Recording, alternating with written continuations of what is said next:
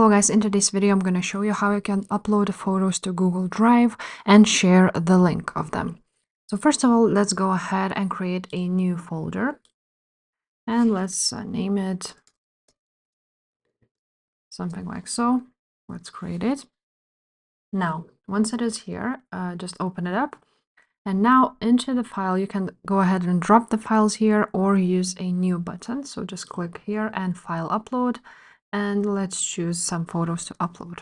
Now our photos have been uploaded, and if you want to go ahead and share the whole folder, you want to go ahead and click on the folder arrow right there and click on share and copy link, or just share, and then choose what are the general access. You can copy link here too. Now, if you want to share just one photo, you can click right there on three dots, click on share, copy link, or share.